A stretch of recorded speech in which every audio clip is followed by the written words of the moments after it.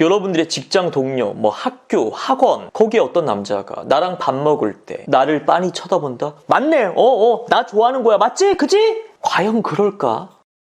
네, 반갑습니다. 영숙이들 그리고 영철이들. 아니, 어떤 남자 구독자분이 남자도 애칭 달라 그래가지고 일단 영철이로 정했는데 마음에 들어 하실지 모르겠네. 아무튼 오늘은 그놈의 호감신호. 저는 기본적으로 이런 거에 너무 집착하지 말란 주의인데 아직도 너무 많은 분들이 댓글로 그리고 이메일로 여러 가지 정황 증거들 가지고 와가지고요. 이 남자 무슨 의도입니까? 이 남자 심리가 대체 뭡니까? 솔직히 제가 많이 피곤합니다. 오늘 영상을 끝으로 최종 정리해드리도록 하겠습니다. 여자를 애태우게 만드는 그 남자의 애매한 호감 신호에 대한 자세한 정답풀이. 본격적으로 들어가기 앞서가지고 제가 늘 강조하는 게 있죠. 세상에 정해져 있는 정답은 없다. 전부 다 사바사 케바케다 결국엔. 그러니까 여러분들은 무조건 심플한 정답만 외우려 들면 안 되고 원리를 이해한 다음에 여러분들의 개개인의 사례에 적용을 시켜야 된다. 오케이? 첫 번째, 눈이 마주친다. 보통 이제 연애 유튜버들, 소위 말하는 연애 전문가들이 많이 말하는 게 바로 눈 마주치기죠. 나도 뭐 남자가 예쁜 여자 그리고 관심 가는 여자한테 눈이 돌아가게 되어 있다라고 얘기한 적도 있고요. 근데 이걸 모든 케이스에 그대로 무조건적으로 적용시키기엔 약간 무리가 있다는 거죠. 봐봐, 여러분들의 직장 동료, 뭐 학교, 학원, 거기에 어떤 남자가 나랑 밥 먹을 때 그냥 같이 있을 때 차 한잔 마시고 있을 때 나를 빤히 쳐다본다? 맞네.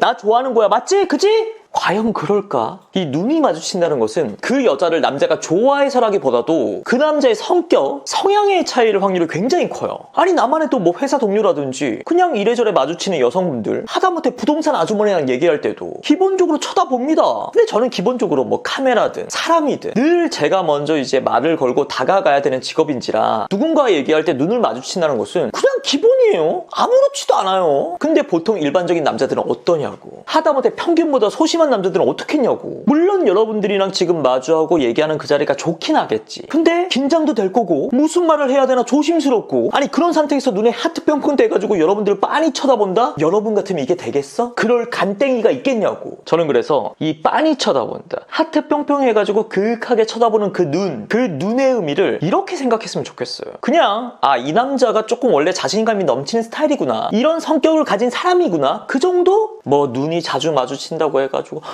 이 남자 나한테 마음 있나? 이렇게 먼저 김칫국 마셔가지고 거기에 집착하지 말자는 겁니다. 아니, 하다못해 뭐 클럽이라든지 헌팅포차 이런 데 가면요, 남자들이 이 눈 마주치기 스킬 엄청 씁니다. 여자 테이블로 이제 출동하기 전에 무조건 눈 3번 이상 먼저 마주치기. 그래야지 여자 쪽에서 나에 대해서 뭔가를 느낄 테고, 그런 상태에서 자연스럽게 다가가가지고 혹시 몇 분이서 오셨어요? 이거는 하도 여자 쪽에서 이 눈이 마주친다는 거에서 의미 부여를 너무 많이 하니까 노련한 남자놈들이 이걸 역용하는 거라고.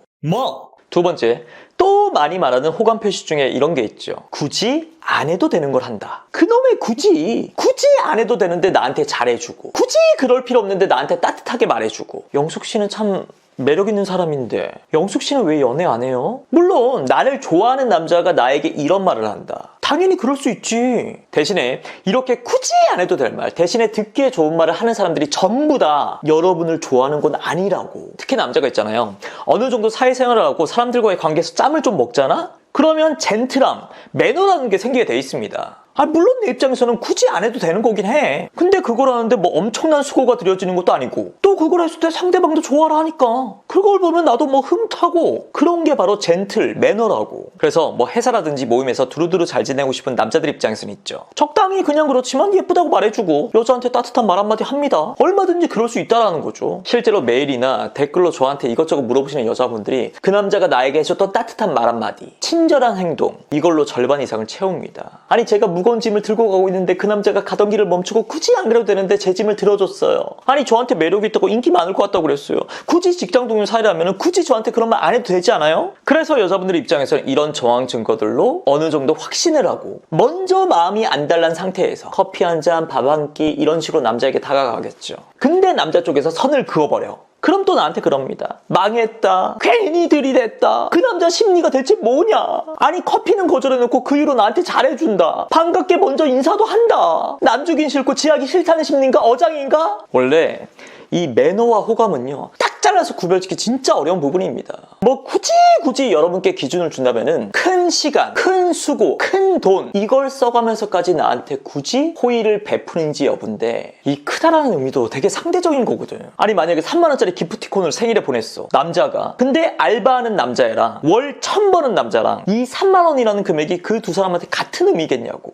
뭐? 자, 그리고 세 번째, 부정적인 리액션이 없다는 거. 자, 제가 지난번 영상에도 한번 말을 했었던 것 같은데, 남자가 이제 좋아하는 여자랑 뭐 카톡을 하건 대화를 나누건 여자가 하는 말에 있어가지고 좋아하는 마음이 조금이라도 있으면은 절대 부정적인 리액션을 할 수가 없습니다. 뭐 예를 들어서 남자가 생각각류를 먹으면 알러지가 생기는 사람인데 갑자기 그 여자가 새우장이 먹고 싶대. 새우장 진짜 맛있게 하는 맛집이 있대. 근데 자기 주변에 새우장 좋아하는 사람이 별로 없어가지고 책을 많이 못 먹었대. 아, 그래요? 아, 저는 생새우 알러지가 있어가지고요. 이런 남자 없다고. 설사 새우장 먹고 119에 실려가는 한이 있더라도 일단은 네 호응해준다고. 근데 이건 역시도 그냥 매너 차원에서 그 남자의 성향상 굳이 나의 불호를 드러내지 않고 그 여자의 말에 맞장구 쳐줄 수 있는 거라고. 크게 어렵고 막 그런 거 아니니까. 그래서 나는 단순히 부정적 리액션이 없다 여기에서 그치는 것이 아니라 함께의 의미가 있냐 없냐, 이게 더 확실한 기준이 될 수가 있다는 거죠. 아, 새우장이요? 저도 새우장 한번 먹어보고 싶은데. 아, 그럼 다음에 저랑 같이 가요. 아, 그 전시? 아, 저도 안 그래도 궁금했었는데 다음에 시간 되면 저랑 함께 갈래요? 뭐? 자, 그리고 네 번째 마지막. 그럼 이 함께 같이의 메시지를 절대 보내지 않는 남자, 그럼 끝인 거야? 뭔가 이 남자가 나한테 마음이 있는 것 같긴 한데 절대 뭐 커피 먹자 밥 먹자 이런 말 절대 안 해요, 이 남자가. 그래서 제가 일부러 새우장 얘기를 꺼내면서 이 남자를 떠봤는데, 아, 맛있겠네요. 아, 그 집 새우장 진짜 잘하나 봐요. 리액션만 실컷 해주고 언제 함께, 언제 같이 이런 말이 없다고. 이 남자 대체 뭐냐고. 자, 총알은 한 방이다 이런 말이 있습니다. 어떤 모임이건 뭐 학교건 회사건 간에 그 집단 내에서의 대시는 무조건 한 번으로 끝내라 이 말입니다. 그나마 양심적이고 그나마 신중한 남자들이 가지고 있는 지론이라고. 그러니까 그 남자가 뭐 함께 같이라는 얘기를 안 꺼낸다고 해가지고 아유 글렀다 이러고 포기하기에는 그 남자가 지금 한 발의 그 총알을 당신에게 사용하기 위해 가지고 엄청나게 아끼면서 타이밍을 재고 있을 수도 있다고. 뭐? 자, 그럼 헷갈리기 쉬운 남자들의 그 애매한 호감 신호의 결론은 대체 뭔데? 호감일 수도 있고 호감이 아닐 수도 있다. 지금까지 결론 낸 게 하나도 없잖아. 그게 바로 저의 결론입니다. 내가 확실한 정답 없다 그랬지. 뭐든지 사바사 케바케라고 했죠. 그렇기 때문에 뭔가 불확실한 남자의 행동이라든지 그 말 한마디에 너무 의미 부여하지 말자고요. 상대적으로 확실한 거 여러분 자신에게 더 집중하라고. 제가 뭐 구구절절 그 남자의 멘트, 행동 이런 거 잔뜩 적어가지고 댓글로 올리고 메일 보내는 분들에게 심플하게 하는 대답이 있습니다. 그래서 본인 마음은 어떤데요? 본인이 지금 애가 타고 보내기 아쉬우면 그냥 고고 하시라고. 그리고 지금 여러분이 가지고 있는, 여러분을 바라보는 남자 입장에서 느낄 수 있는 객관적인 매력, 외모, 스타일, 화법, 그리고 매력적인 여러분의 인생 자체 콘텐츠, 그런 걸 더 확실하게 키울 생각을 하셨으면 좋겠다는 거죠.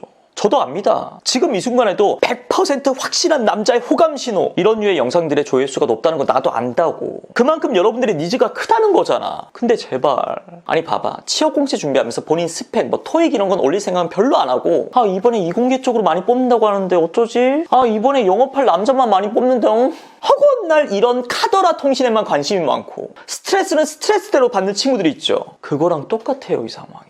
그러니까 영숙이들은, 영철이들은 부디 그런 사람 아니길 바랍니다. 네, 지금까지 마선생이었고요. 긴 영상 봐주셔서 고맙습니다.